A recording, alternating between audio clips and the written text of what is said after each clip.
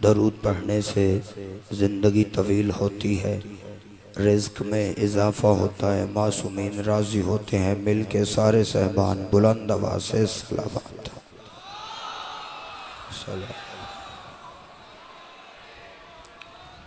औज़ु बिल्लाहि मिनश शैतानिर रजीम। बिस्मिल्लाहिर रहमानिर रहीम। अल्हम्दुलिल्लाहि रब्बिल आलमीन।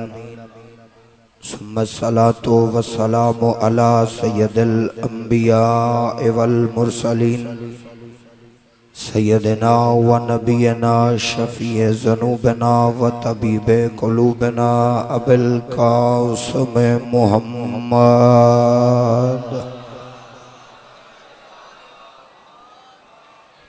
व लानतुल्लाहि अला अदाइहिम अजमईन इला यौमिद्दीन बेशुमार।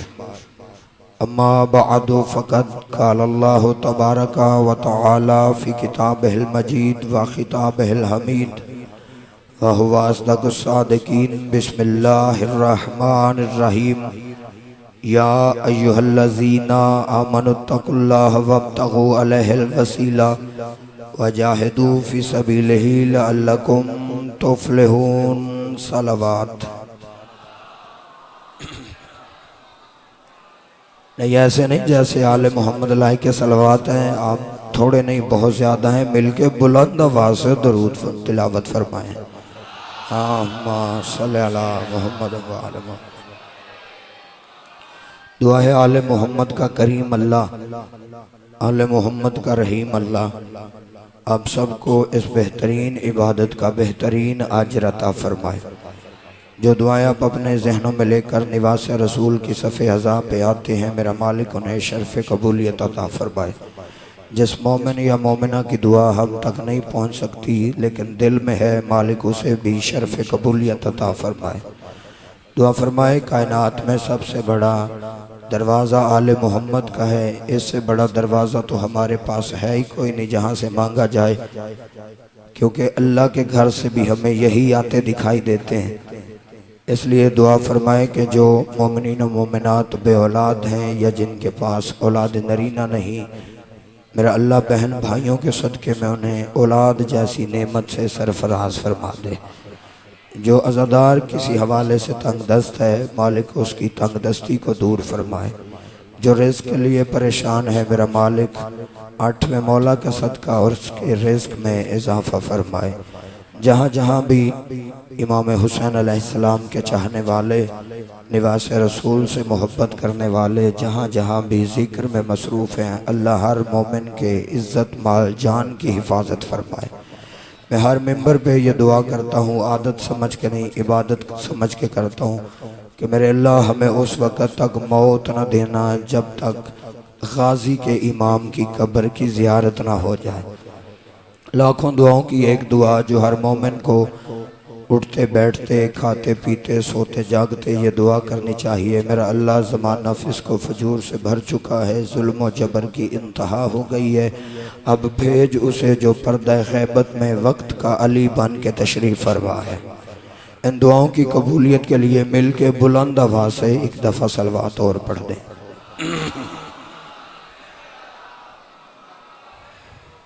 इजाज़त है सरकार, मैं अपनी मजलिस पाक की तिलावत फरमाऊँ। दोस्तानी गिरामी, जिस आयत को मैंने आपके सामने तिलावत करने का शर्फ हासिल किया है, ये सूरह मायदा की 35 नंबर आयत है।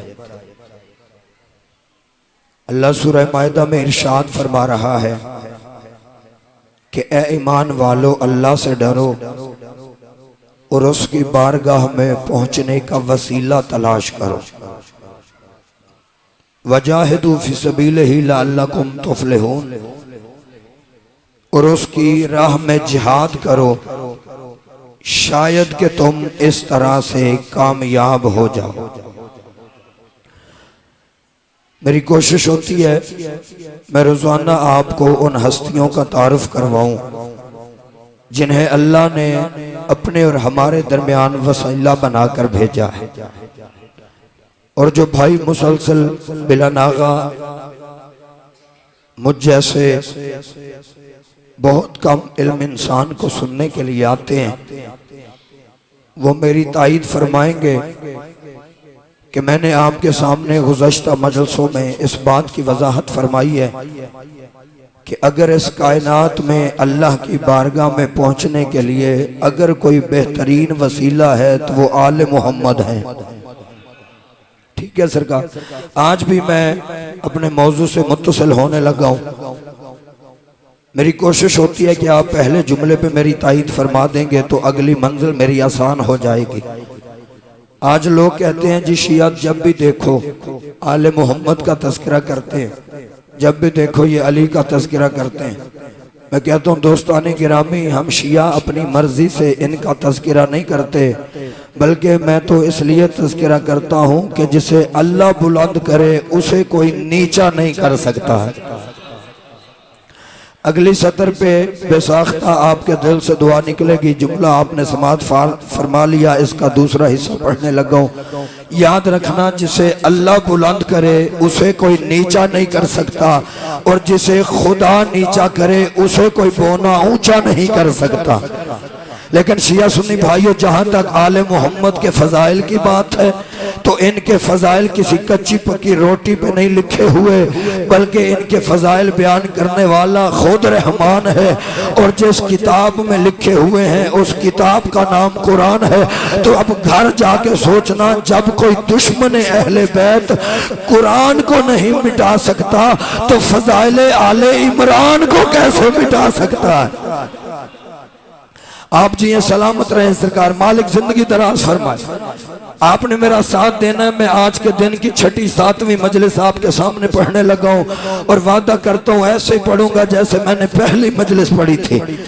मैं थका हुआ हो सकता हूँ, मेरा अकीदा थका हुआ नहीं। जब कोई आले मोहम्मद का दुश्मन कुरान को नहीं मिटा सकता तो आले इमरान के फजाइल को कैसे मिटाएगा। यही सबब है कि जब तक कुरान रहेगा आले मोहम्मद का नाम रहेगा। और ये मैं नहीं कह रहा, बल्कि इस बात की वजाहत अल्लाह ने कुरान में फरमाई। अल्लाह ने मोमिनों से कहा है, या अय्युहल्लज़ीना आमनुत्तकुल्लाह व कूनू मअस सादिकीन। ये दूसरी आयत पढ़ रहा हूं। खुदा फरमाता है, ईमान वालो तकवा इख्तियार करो और हो जाओ सच्चों के साथ। ये 2-4 जुमले तमहीद के, जरा इन पे तवज्जो चाहिए मुझे आपकी। अल्लाह फरमाता है तकवा इख्तियार करो और हो जाओ सच्चों के साथ। खुदा की कसम, मैंने इस मिंबर पे खड़ा होकर ये तर्जुमा जानबूझकर किया, हालांकि ये मजहब अहले बैत का तर्जुमा नहीं कि हो जाओ सच्चों के साथ। अगर कोई बंदा मजहब अहले बैत पे रहते हुए ये तर्जुमा करता भी है तो वो गलती में कर जाता है, इसलिए कि मजहब अहले बैत का ये तर्जुमा है ही नहीं कि हो जाओ सच्चों के साथ। फिर मुझसे पूछो मजहब अहले बैत में इस आयत का तर्जुमा क्या है। याद रखना, मजहब अहले बैत का तर्जुमा ये है, खुदा फरमाता है ईमान वालों तकवा इख्तियार करो और सच्चों के साथ रहो। नहीं, जिस तक मेरी अपील पहुंचे तायद कर देना, सच्चों के साथ हो जाओ नहीं। अल्लाह ने कहा सच्चों के साथ रहो, क्योंकि हो जाने में गुंजाइश फरार है। कभी हो जाओ कभी ना हो जाओ। सेहत में मान लो, बीमारी में छोड़ दो। पैसा आ जाए तो मान लो, गुर्बत आ जाए तो छोड़ दो। एक जुमला कहता हूं, अगर समझ आ गया तो पैगंबर सेहतमंद हो तो मान लो, माज़अल्लाह बीमार हो जाए तो छोड़ दो। इसलिए हमारे मजहब में यह तर्जुमा नहीं किया जाता कि हो जाओ सच्चों के साथ। मजहब अहले बैत का तर्जुमा यह है कि सच्चों के साथ रहो, सच्चों के साथ रहो। अब मुसलमानों, मजहब तुम्हारा जो भी हो, मसलक तुम्हारा जो भी हो, अकीदा तुम्हारा जो भी हो, चलो मैं तो शिया हूं, मैं तो अली की विलायत का कायल हूं। मैं डंके की चोट पे कहता हूं मैं अबू तालिब के बेटे अली का शिया हूं। मेरी बात ना मानो, अपनी मर्जी के आलम के सर पे कुरान रख के पूछना कि मौलवी जी वो सच्चे कौन है जिनके साथ रहने का अल्लाह ने हुक्म दिया है। और यही वो सच्चे हैं जो अल्लाह की बारगाह तक पहुंचने के लिए वसीला है। भाई हक बनता है ना, आजकल बड़ा आलिम वही होता है जिससे बंदे के ताल्लुक होते हैं। और चलो जिसको बड़ा आलिम समझते हो उसी से पूछो कि वो सच्चे कौन है जिनके साथ रहने का अल्लाह ने हुक्म दिया। अगला जुमला पढ़ूंगा, आपके चेहरे भी पढ़ूंगा, जहन भी पढ़ूंगा। बंदा मौलवी साहब से पूछे ना कि मौलवी जी सच्चा कौन है और सच्ची कौन है, तो किबला साहब दोनों एक ही घर से ढूंढ के दिखा देते हैं। नहीं, जिस तक अपील पहुंची है उससे पूछो जाके सच्चा कौन है और सच्ची कौन है। मैं इसकी अरबी नहीं पढ़ूंगा, सच्चा कौन और सच्ची कौन, वो दोनों एक घर से ढूंढ के दिखा देता है। मैं कहता हूं कुरान अगर किसी को सच्चा कहे और मैं उसे सच्चा ना मानूं तो मैं भी झूठा हूं, मेरा मजहब भी झूठा है। लेकिन शिया सुन्नी भाइयों, मुझे इंसाफ चाहिए। अगर कुरान किसी को सच्चा कहे मैं सच्चा ना मानूं तो मैं भी झूठा, मेरा मजहब भी झूठा। लेकिन अगर कुरान ही किसी को सच्चा ना कहे फिर जो उसे सच्चा माने फिर वो खुद भी झूठा है, उसका मजहब भी झूठा है।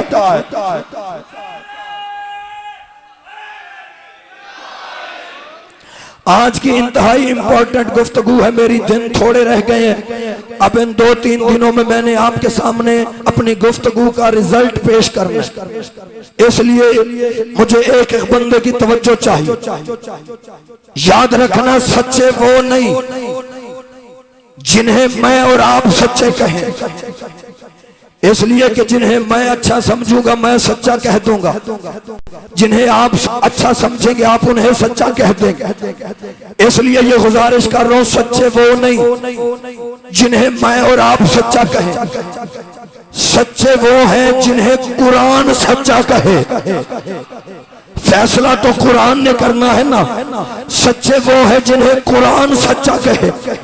फिर आओ मिल के कुरान से पूछते हैं, ए कुरान तू ही बता वो सच्चे कौन है जिनके साथ रहने का अल्लाह ने हुक्म दिया। तो सूरह आले इमरान की आयतों से आवाज आएगी। 10 हिजरी अल्लाह के नबी ने निजरान के पादरियों को खत लिखा। वो खत आज भी किताबों में मौजूद है। जो बंदे समझ गए हो मैं बात क्या करने जा रहा हूँ उन्हें मैं सलाम करता हूँ। 10 हिजरी अल्लाह के नबी ने निजरान के ईसाइयों को, निजरान के पादरियों को खत लिखा। ये खत हुजूर का किताबों में मौजूद है। नबियों के नबी ने खत में तहरीर लिखी। नबियों के नबी ने पहला जुमला लिखा, निजरान के पादरियों की तरफ खत भेजा। नबी फरमाते सुनो, मैं मोहम्मद सल्लल्लाहु अलैहि वसल्लम अल्लाह की तरफ से भेजा हुआ आखिरी नबी हूं, इसलिए तुम्हें हुक्म देता हूं बंदों की इबादत छोड़ के अल्लाह की इबादत करो, वगरना लड़ाई के लिए तैयार रहना। यह खत लिखा गया ईसाइयों को। वो मरियम और ईसा की इबादत करते थे और ये है बंदगाने खुदा। इसलिए नबी ने कहा बंदों की इबादत छोड़ के अल्लाह की इबादत करो। किताब कहती इधर खत पहुंचा, उधर ईसाइयत घबरा गई। इन्होंने सोचा क्यों ना हम खुद जाकर तस्दीक करें कि वो अल्लाह का नबी है भी या नहीं। जब कहा ना क्यों ना खुद जाके देखें। तारीख कहती है इन्होंने 60 बंदों पर मुश्तमिल एक वफद तश्कील दिया। वो वफद मदीने पहुंचा। किस हालत में? सोने की सलीबे हाथ में पकड़ के, रेशमी लिबास पहन के, सोने चांदी की अंगूठियां हाथों में थी।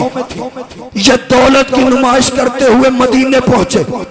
ये याद रहे कि जब ये दौलत की नुमाइश करते आ रहे थे तो उस वक्त इस्लाम पे गुर्बत का दौर था। मुसलमान बड़े गरीब थे। मुसलमान तो उस वक्त अमीर हुए हैं जब अली की तलवार के सदके में खैबर फतह हुआ था। अल्लाह अकबर, थक के नहीं, या रसूल अल्लाह। 60 बंदों पे मुश्तमिल वफद ईसाइयों का सोने चांदी से लदा हुआ रेशमी लिबास पहन के मदीने पहुंचा। अब जो बंदे लफ्ज सुन के दाद देते हो उनसे मेरी गुफ्तगू है। मैं देख रहा हूं मेरी कौम के पढ़े लिखे नौजवान मेरे सामने, मैं आपसे एक एक बंदे से इंसाफ चाहता हूं। अगर मेरी गुफ्तगू पसंद आए तो फिर ताईद मेरी जरूर करनी। सोने चांदी से लदे हुए, दौलत की नुमाइश करते हुए, ऐसे रेशमी लिबास पहन के जिन्होंने सोने चांदी की तारें जड़ी हुई थी, ये खुद थे बड़े अमीर, इनके जहन भी अमीर थे, दौलत की नुमाइश करते हुए मदीने आए। मदीने में आके निजरान के पादरियों ने पूछा, तुम्हारा नबी किस महल में बैठता है?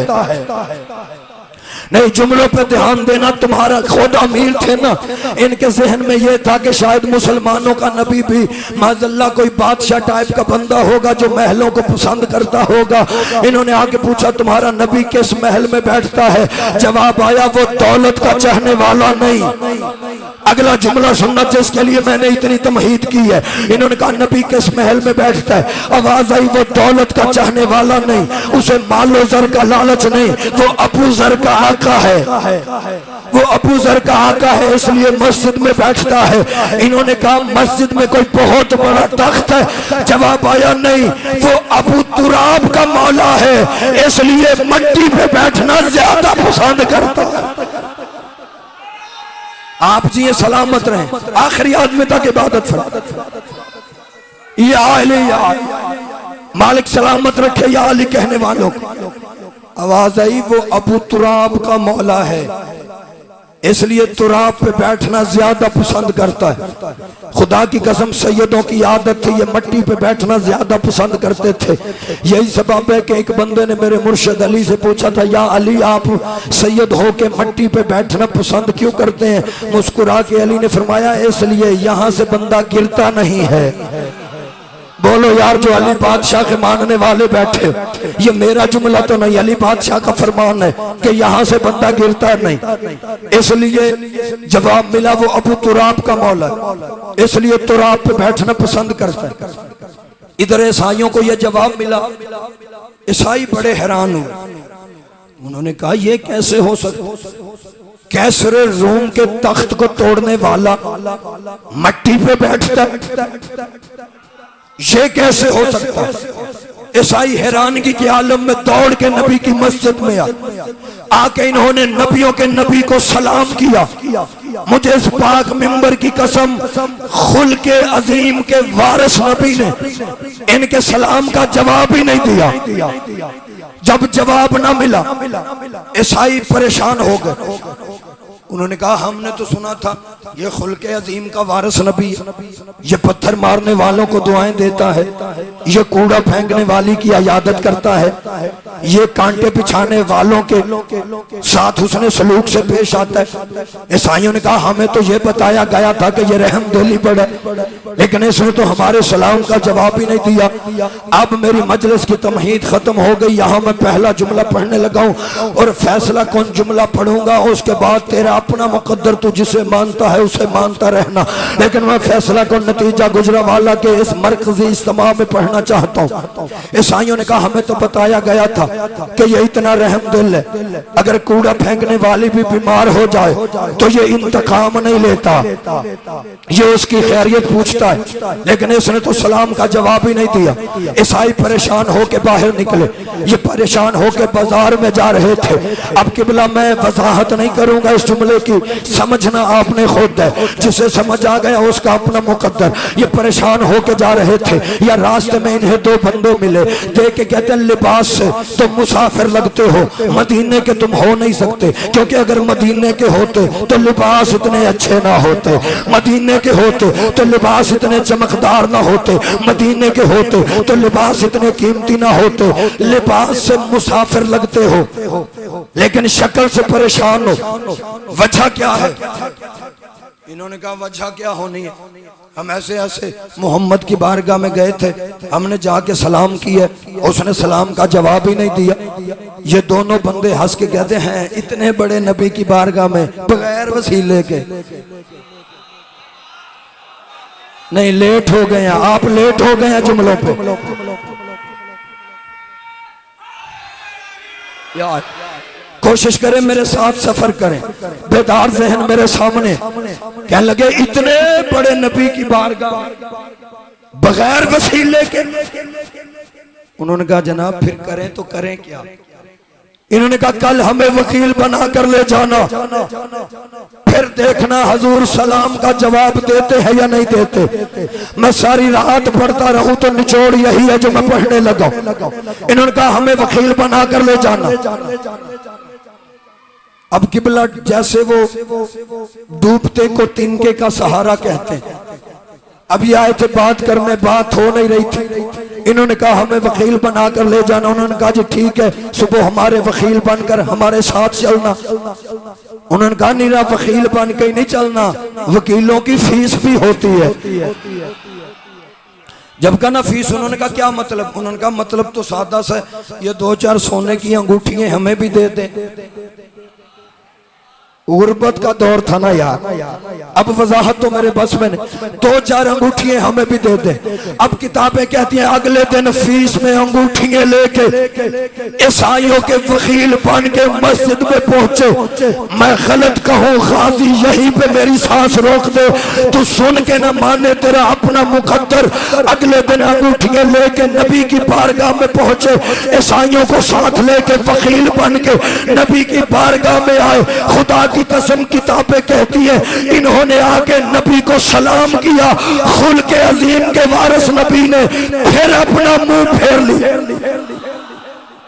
नबियों के नबी ने फिर इनसे अपना मुंह फेर लिया। अब तो शिया है तो शिया रहे, सुन्नी है तो सुन्नी रहे, मजहब तेरा जो भी हो, मसलक तेरा जो भी हो, अकीदा तेरा जो भी हो, घर जाके मर्जी के आलम से पूछना कि किबला वो तो बंदे कौन थे, उनका नाम क्या था जिन्होंने नबी की बारगाह में ईसाइयों की सिफारिश की थी, लेकिन नबी ने उनकी सिफारिश नहीं मानी थी। अगर तुझे उन दोनों के नाम का पता चल जाए फिर जमीर की अदालत में केस दायर करके गैरत के जज से फैसला लेना। और जिनकी सिफारिश दुनिया में मोहम्मद की बारगाह में काम नहीं आती, फिर उनकी सिफारिश कयामत के दिन अल्लाह की बारगाह में काम कैसे आती? आप जी ये सलामत रहे, मालिक जिंदगी दराज। बहुत शुक्रिया सर, मैं सलाम करता हूं उस बंदे को।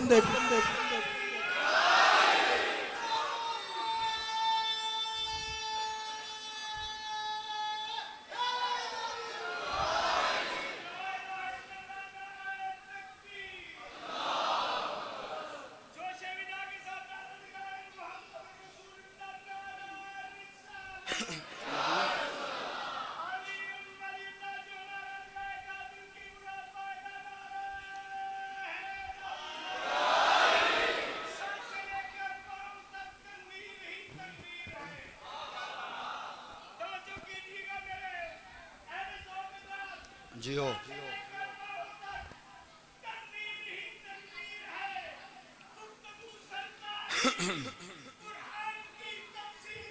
बेशक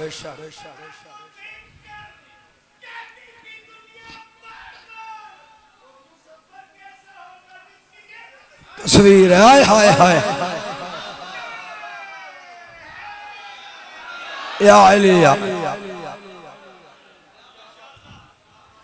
फिर उसने इस तस्वीर की 11 कापियां और भी बनाई हैं,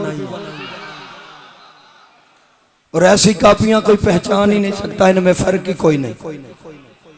लेकिन ये याद रखना जिनकी सिफारिश दुनिया में मोहम्मद की बारगाह में काम नहीं आती, फिर हशर के दिन अल्लाह की बारगाह में काम कैसे आएगी?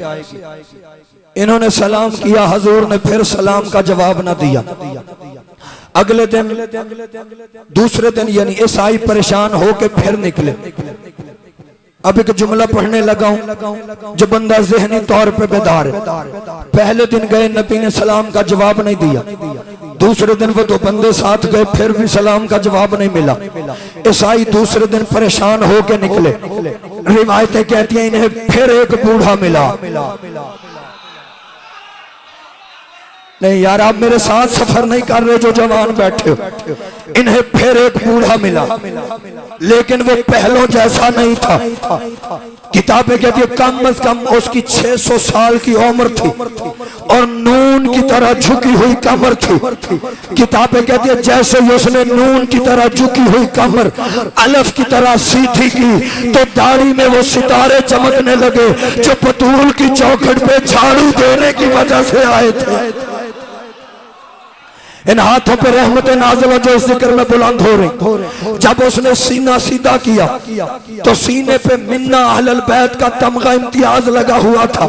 बताऊं वो बूढ़ा कौन था? नाम सलमान, रिपोर्टर कुल्ले ईमान। आए हाय, अली बादशाह का खास रिपोर्टर। इधर ईसाई निकले, इसने देखा परेशान है। अली बादशाह का रिपोर्टर बन के जो गलियों में फिर रहा था, ईसाइयों को बाजू से पकड़ के कहता है दार बदार की ठोकरें ना खाओ, आओ मैं तुम्हें उसके दर पे ले चलूं जो उसके इल्म का दर है। आओ मैं उसके दर पे ले चलूं जो उसके इल्म का दर है। ये उसके मिजाज से वाकिफ है, वो इसके मिजाज से वाकिफ है। आओ मैं तुम्हें उसके दर पे ले चलूं। सलमान ने कहा आओ ले चलूं। ईसाई देख के कहते हैं अंगूठियां कितनी लगेंगी? आए हाय, सलमान छिड़क के कहता खामोश, हर बुढ़ा एक जैसा नहीं होता। आप जी सलामत रहे सरकार, आप जी सलामत रहे सरकार। आओ मेरे साथ में तुम्हें उसके दर पे ले चलो जो मोहम्मद के मिजाज से वाकिफ है। जनाब सलेमान ने पकड़ के जनाब अमीर अल मोमिनीन अलैहिस्सलाम के दरवाजे पे लाया। अमीर अल मोमिनीन ने दरवाजा खोला, सामने ईसाई खड़े हुए। इन्होंने कदमों पे हाथ रख के मसला बयान किया कि सरकार हम ऐसे ऐसे गए थे, आपके सरदार तो बात ही नहीं करते। अली ने फरमाया अच्छा। अली ने फरमाया वजह जानते हो? कहने लगे सरकार आपके पास इसीलिए आए। अली ने फरमाया फिर याद रखो मालिक कायनात ने मोहम्मद की शरीयत में, नौजवान भाइयों आप भी याद रखना, अली के ईसाइयों को रहे थे लेकिन नई नस्ल के लिए पैगाम है। अली बादशाह के इस जुमले में जो अली ने जवाब दिया, इन्होंने कहा हमें सलाम का जवाब नहीं मिला। अली फरमाते कैसे मिलता? मालिक शरीयत ने मोहम्मद की शरीयत में मर्द के लिए सोना पहनना और रेशमी लिबास पहनना दोनों हराम करार दिए। और जब तुम ये दोनों फेले हराम करके नबी की बारगाह में जाओगे तो तुम्हें सलाम का जवाब कैसे मिलेगा? अली ने फरमाया रेशमी कपड़े उतारो, सादा लिबास पहनो, ये सोना उतारो, सलीबे सोने की रखो। खुदा की कसम ईसाई थे लेकिन थे किसी अच्छी माँ के बेटे। इन्होंने अली के कहने पे सोना भी उतार दिया, रेशमी लिबास भी उतार दिया। अब किबला बंदा हो भी मोमिन और कलमा भी नबी का पढ़े और अल्लाह ने उसे पैदा भी मर्द किया हो, फिर भी वो ससुराल से मिली चेने पहन के फिरता रहे।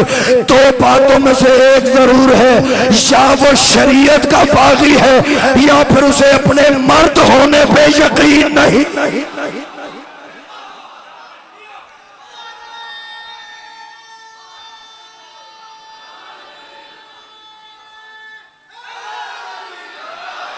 इसलिए मर्द हो के सोना अगर कोई पहने या वो शरीयत का बागी है या फिर उसे अपने मर्द होने पे यकीन नहीं, फिर वो अपने आप को वैसे ही समझे जैसे खैबर के भगौड़े थे। अली ने फरमाया रेशमी लिबास उतार के सादा लिबास पहन, अंबिया की बारगाह में आराइश करके जाना हराम है। थे ईसाई लेकिन थे बड़े अच्छे। अली के कहने पे सोना भी उतार दिया, रेशमी लिबास भी उतार दिया। अगले दिन अली वकील बनकर गए। इधर ईसाइयों का पहला कदम मस्जिद की दहलीज पे आया। वाह या अली तेरी अजमत के क्या कहने। तीसरे दिन अली वकील बनकर गए। ईसाई साथ साथ थे। अली को साथ लेके ईसाइयों का पहला कदम मस्जिद की दहलीज पे आया। खुदा की कसम 2 दिन तक रुख फेर लेने वाले रसूल ने उठकर इस्तकबाल किया। आए हाय नबियों के नबी ने खड़े होकर इस्तकबाल किया। किबला हज़रत हसन ज़ैदी फरमाया करते थे नबी ईसाइयों की आमद पे नहीं उठे बल्कि अली की आमद पे खड़े होकर जमाने को समझा रहे थे। और जमाने वालों याद रखना, जो बंदा अली को वसीला बना ले वो मंजिल पा लेता है। वसीला समझना अल्लाह की बारगाह में पहुंचने का। जो अली की बात मान ले वो मंजिल पा ले। तीसरे दिन नबी ने खाना खिलाया, शरबत पिलाया। फिर ईसाइयों से पूछा बताओ कैसे आए हो। कहने लगे सरकार हम आपसे हजरत ईसा के बारे में पूछने आए कि आपका हजरत ईसा के बारे में क्या ख्याल है। अब किबला आपने थकना नहीं, आप चुप करके इसलिए बैठे अगर मेरी आवाज में या मेरी खिताबत में आपको थकन नजर आ रही हो, खुदा की कसम यहाँ पे आके तो मेरी थकन उतर जाती है और मैं वो जुमले भी आपके सामने बयान कर देता हूँ जो मेरे जहन में भी नहीं होते। मौला अता करते हैं तो मैं आपके सामने पढ़ देता हूँ। तीसरे दिन नबी ने पूछा कैसे आए। क्या लगे सरकार हम आपसे पूछने आए ईसा के बारे में क्या ख्याल है आपका। नबी ने फरमाया वो नबी था, पैगंबर था, साहिब कलमा था, साहिब शरीयत था, साहिब किताब था, रूहुल्लाह था, बतूल ज़ादा था, मरियम का बेटा था, मेरा उम्मती था, वगैरह वगैरह। सरकार ने फरमाया वो नबी था, पैगंबर था, साहिब शरीयत, साहिब कलमा, साहिब किताब नबी, अल्लाह का रूहुल्लाह नबी था, नुत्फे से पाक था, बतूल ज़ादा था। इन्होंने कहा जी नहीं वो अल्लाह का बेटा था। सरकार ने पूछा दलील। ये जो कह रहे थे कि अल्लाह का बेटा है, मेरे नबी ने पूछा इसकी दलील क्या है। उन्होंने कहा जी इसका बाप नहीं था। जब कहा ना बाप नहीं था, नबी ने फरमाया फिर आदम के बारे में क्या ख्याल है। उसका तो बाप भी नहीं था, माँ भी नहीं थी। अब दोस्तान गिरामी फितरत ये कहती है कि सोए हुए को उठाना आसान है। हालांकि मैं देख भी रहा हूं एक दो बंदे सो रहे हैं पर मैं उठा नहीं रहा। हालांकि सोए हुए को उठाना किबला आसान है। फितरत कहती है बंदा सोया हुआ, कईयों की तो नींद इतनी कच्ची होती है पास से कोई बंदा गुजर जाए उनकी आंख खुल जाती। ऐसा है या नहीं। इसका मतलब है सोए हुए को उठाना आसान है, लेकिन जो बंदा जानबूझ के आंखें बंद कर लेना उसकी चारपाई भी उलट दो तो वो कभी नहीं उठता। जिस बंदे को शक हो वो प्रैक्टिकल करके देख लेना कभी। जो बंदा जानबूझ के सोया हुआ हो, आंखें बंद करके लेटा हो, उसकी चारपाई भी बंदा उल्टी कर दे तो वो कभी नहीं उठता। यही सबब है कि तारीखें ये कहती है कि नबी पहले कुरान से दलीलें देते रहे, लेकिन ईसाई थे कि अपनी जिद पे अड़ गए कि जी नहीं वो अल्लाह का बेटा है। दलीलें नबी देते रहे, ये जिद पे अड़ गए। लेकिन तफसीरें कहती है जब इनकी जिद हाथ से बढ़ गई, आवाज़ कुदरत हबीब अभी ने कुरान सुनाना बंद कर। अगर ये कुरान से नहीं मानते तो इन्हें अहले बैत से मनवा दे। अगर कुरान से नहीं मानते इनसे कह अपनाना व अपनाकुम व निसाना व निसाकुम व अनफुसना व अनफुसकुम। हबीब अगर ये कुरान से नहीं मानते तो इन्हें अहले बैत से मनवा दे। पता चला जो कुरान अहले बैत के बगैर खुद मोहम्मद के लिए काफी ना हो वो अली के बगैर उम्मत के लिए काफी कैसे हो जाओ।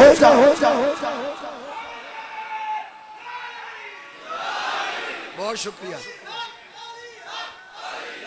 अली हक, अली हक।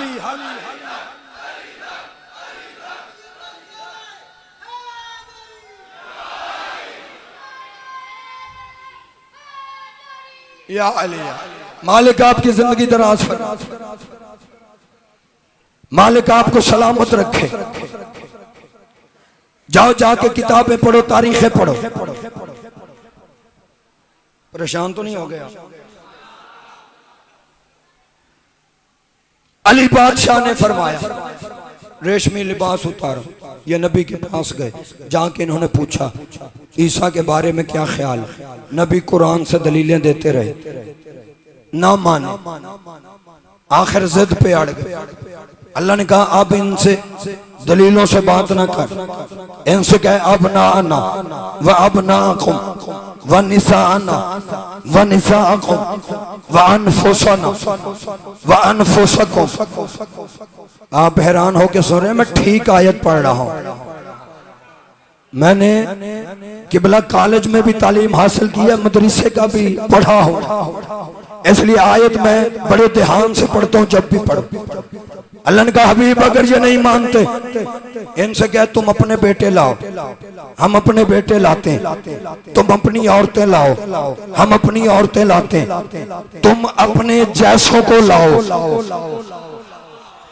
मैं अपने जैसों को लेके आता हूं, अपने जैसों को। नबी ने कहा था मैं अपनों को लाऊंगा और ऐसों को लाऊंगा जो सच्चे होंगे।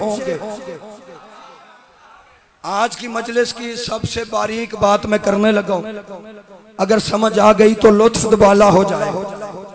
नबी ने क्या कहा था? एक तो मैं अपनों को लाऊंगा, दूसरा सच्चों को लाऊंगा। नबी ने कहा था मैदान में सच्चे जाएंगे। ये मेरी बात नहीं, लाहौर के एक जाकिर हैं, बड़ी नफीस कौम से उनका ताल्लुक है, समझ तो आप गए ही होंगे, बड़ी नफीस कौम से ताल्लुक था उनका। ये उनके जुमले हैं जो मैं आपको सुनाने लगा। नबी ने कहा तो मैं सच्चों को लाऊंगा। वो जाकिर साहब फरमाते हैं जब नबी ने कहा ना कि वहां सच्चे जाएंगे, तो एक बेटी ने अपने बाप से पूछा बाबा अगर वहां पे सच्चों ने जाना है फिर तेरे कपड़े रहने दूं? क्या कहने आपकी समाज। मालिक जिंदगी दराज फरमाया। आप जी हैं, बहुत शुक्रिया मेरी जान, मालिक सलामत रखे। या अले बाबा अगर वहां सच्चों ने जाना तेरे कपड़े तो इस्त्री ना करूं। अब हो सकता है कोई बंदे ये सोचने लग गए हों कि उदों भी इस्त्री है सी, और भाई इस्त्री से मुराद तैयार करना है ना कपड़े। उसने कहा बाबा फिर तेरे कपड़े तो तैयार ना कर। दूसरी बात नबियों के नबी ने ऐलान किया था मैं अपनों को लाऊंगा। पता चला वहां पे किसी गैर का तो काम ही कोई नहीं था। लेकिन किताब का नाम है मुकद्दमा इब्ने खल्दून। वो फरमाते हैं जब नबी ने कहा ना मैं अपनों को लाऊंगा, तो कुछ बंदे गलत फहमी में नहीं सॉरी खुश फहमी में मुब्तला हो गए। एक होती है गलत फहमी, वो होती है बंदा गलती में कोई काम कर जाए। एक होती है खुश फहमी कि बंदा अपने आप से ही वो काम करता फिरे। मुकद्दमा इब्ने खल्दून का लफ्ज है, वो फरमाता है जब नबी ने कहा ना मैं अपनों को लाऊंगा, तो बंदे खुश फहमी में मुब्तला हो गए, और इसी खुश फहमी में उन्होंने तैयारी भी शुरू कर दी। खुश फहमी ये थी कि वो समझते थे कि इस बेचारे का हमारे अलावा है ही कौन, अगर हमें लेकर नहीं जाएगा तो कौन किसको लेकर जाएगा। लिहाजा इसी खुश फहमी में सारा शहर तैयार था। मैं कैमरे की मौजूदगी में कह रहा हूँ, मुकद्दमा इब्ने खल्दून का लफ्ज है, वो फरमाते हैं ऐसे लग रहा था जैसे सवेरे ईद हो। जैसे बंदे ईद की रात तैयारी करते, सारी रात बंदे ऐसे तैयारी करते रहे। अब किबला फिर नतीजा आपकी झोलियों में डालने लगा। सारी रात बंदे तैयारी करते रहे। हर कोई तैयारी के मूड में था, हर कोई जाने के मूड में था कि मैं भी जाऊंगा। तफसीरें कहते जब नबियों के नबी की नजर पड़ी, नबी ने कहा सलमान जी कुल्ले ईमान। सलमान अगर मैंने इन्हें अपनी जुबान से रोक दिया तो हो सकता है इनकी नस्लें भी मुझे माफ नहीं करेंगी। इनकी आने वाली नस्लें कहेंगी जी क्या करें, सच्चे तो हमारे भी बड़े थे लेकिन उन्हें मौका ही नहीं मिला था, कोई लेकर नहीं गया था। सलमान ने इनसे कहा अगर ये जाना चाहते हैं तो बेशक चले जाएं, लेकिन इनके जाने से पहले इनके कानों तक मेरा एक ऐलान पहुंचा दो। सलमान ने कहा मालिक हुक्म कर। नबी ने कहा इनसे कह दे कि पैगंबर कह रहे हैं कि जाने को सारा शहर जाए, लेकिन ये सोच के जाना कि कल वहां होनी है झूठों पे लानत। गुजरावाला वालों, मुझे एक एक बंदे की ताईद चाहिए। नबी ने कहा इनसे कह कल सोच के जाना, कल वहां पे होनी है झूठों पे लानत। मैं रोकता नहीं, जाने को सारा शहर जाए, लेकिन ये सोच के जाना कि कल वहां से बच के वही आएगा जिसने माँ की गोद से लेके आज तक कभी झूठ ना बोला। बहुत शुक्रिया जी, आप जी सलामत रहे सरकार।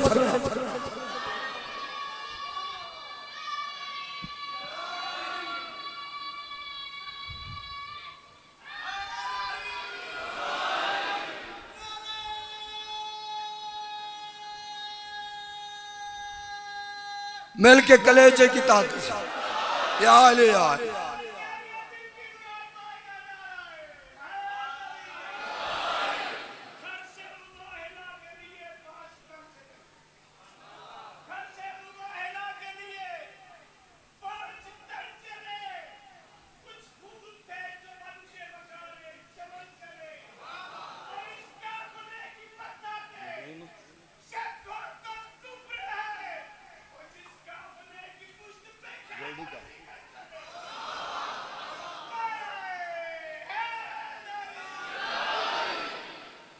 कल वहां से बच के वही आएगा जिसने मां की गोद से लेके आज तक कभी झूठ ना बोला। किबला हज़रत हसन ज़ैदी साहब फरमाया करते थे, पूरे मदीने को तैयार देख के ना सलमान एक एक का बाजू पकड़ के समझाता रहा, तुमने आयत नहीं सुनी, अब ना आना।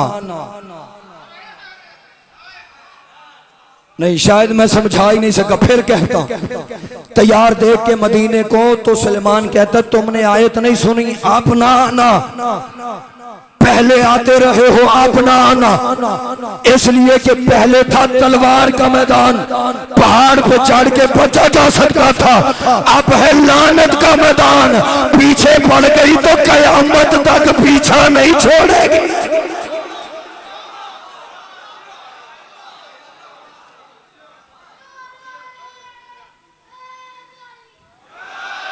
अब कोई माने तब भी, कोई ना माने तब भी, भरे मदीने से नबी को सच्चे सिर्फ 4 मिले, सिर्फ 4। अब ना आना में 2 बेटे, इमाम हसन अलैहिस्सलाम और इमाम हुसैन अलैहिस्सलाम। वह निसाना की जगह पे एक बेटी जनाब सैयदा। अब मैं किसी की दिलौजारी तो कभी करता नहीं, लेकिन एक गलत फहमी है, बंदे कहते हजूर की बेटियां 4 थी। मैं मेहमान हो के हाथ बांध के पूछता हूँ, अगर बेटियां 4 थी तो नबी मुबाहले में 1 लेकर क्यों जा रहे थे? लिहाजा 1 बेटी मिली, अनफुसना की जगह पे अली। पंजतन का काफिला तैयार हुआ। अब जिसने सैयदों को मुबाहला में जाते देखना, वो देखे मेरी तरफ। नबियों के नबी ने तरतीब क्या लगाई? सबसे आगे हुसैन। नहीं, मैं दलील दूंगा इस बात। हुसैन इसलिए आगे थे कि हुसैन बादशाह को नबी ने गोद में उठाया हुआ था, और अगर कोई बंदा किसी बच्चे को उठाए तो बच्चा आगे होता है। नबी ने हुसैन को खुद उठाया। इस जुमले पे जरा तवज्जो करना। सुल्तान अंबिया हो के उठाया, सरदार अंबिया हो के उठाया, 1.25 लाख नबियों का सरदार हो के हुसैन को खुद उठाया। और ये तो आप जानते हैं कि किसी हकीम का कोई फेल हिकमत से खाली नहीं होता। अब समझो नबी ने हुसैन को क्यों उठाया। नबी ने खुद उठाया था, तरतीब ये थी। हुसैन को नबी ने गोद में उठाया, हसन को बाजू से पकड़ा, सेंटर में नबी के पीछे बतूल के पीछे अली।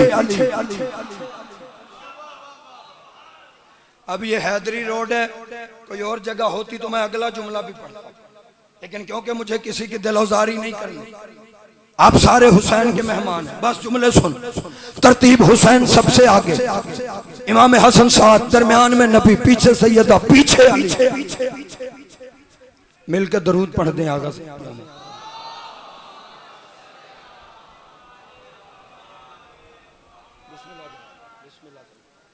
तशरीफ रखें, बस इंतजार खत्म।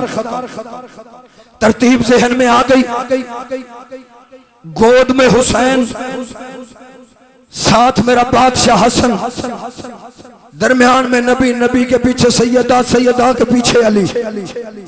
हुसैन बादशाह को नबी खुद उठा के जा रहे थे।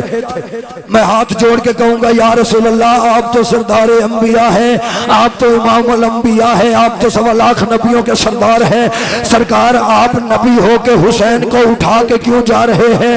मौला, जब हुसैन की जनाब सैयदा जैसी माँ साथ है तो आप हुसैन को माँ को दे देते, बतूल बीबी खुद उठा के हुसैन को ले जाती। अजब नहीं कि पैगंबर आवाज दे के कहेंगे, तुझे नहीं पता, तू 14वीं सदी के मुर्रखों की चालाकियों को नहीं समझता। नबी कहेंगे, आज अगर मैं हुसैन फातिमा को दे देता तो 14वीं सदी का मुर्रख लिख देता कि जी, क्योंकि छोटे बच्चे माएँ घरों में छोड़ के नहीं जाती, छोटे बच्चे घरों में माएँ छोड़ के नहीं जाती, इसलिए फातिमा हुसैन को मजबूरी में उठा के ले गई। नबी ने कहा, मैं हुसैन को उठा के इसलिए जा रहा हूँ ताकि जमाने को पता चले हुसैन को माँ की ममता लेके नहीं जा रही, रिसालत की जरूरत लेके जा रही।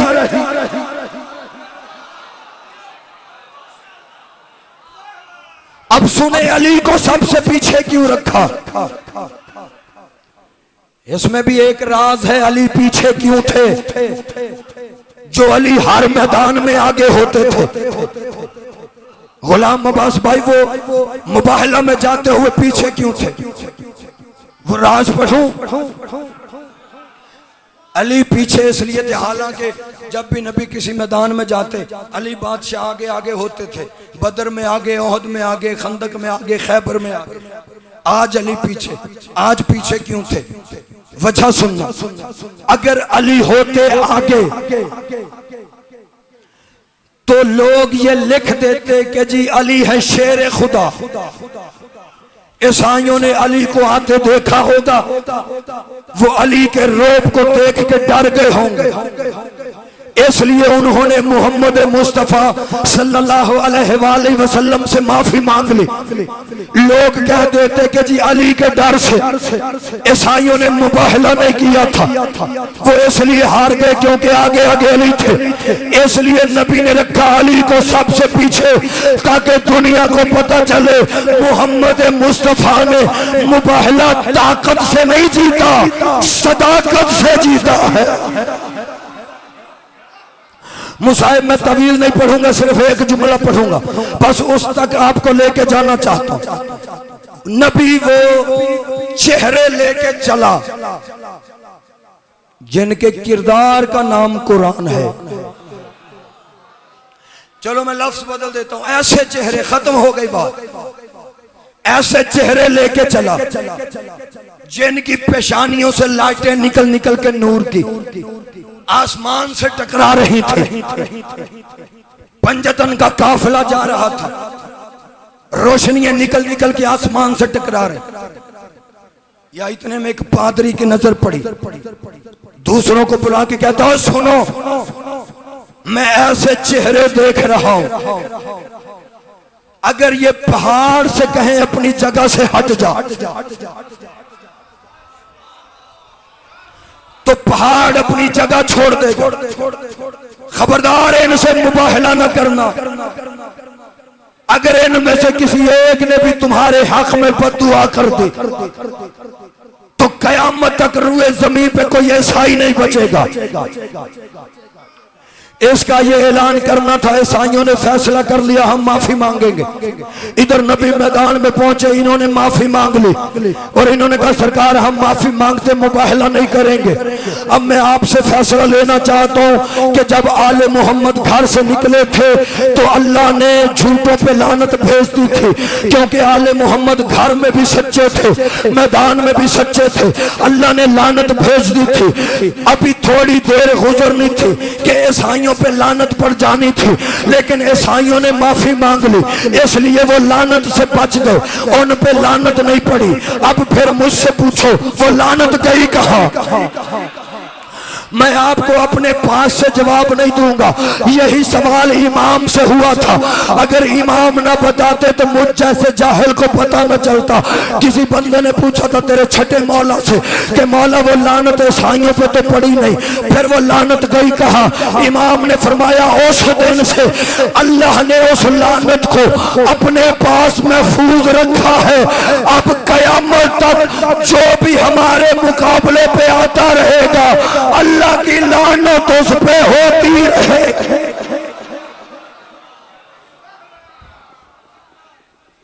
ईसाइयों ने माफी मांगी। माफी मांगने के बाद इन्होंने तोहफे इकट्ठे किए। तोहफे ताइफ इकट्ठे करके उनकी एक गठड़ी बनाई। वो गठड़ी बना के ईसाई लेके आए नबी के पास। आके क्या था सरकार हम आपसे माफी मांगते हैं, मौला हमें माफ करना। लेकिन मौला तेरी बेटी पहली दफा चल के हमारे पास आई है। या रसूल अल्लाह हम तेरी बेटी को खाली नहीं भेजना चाहते।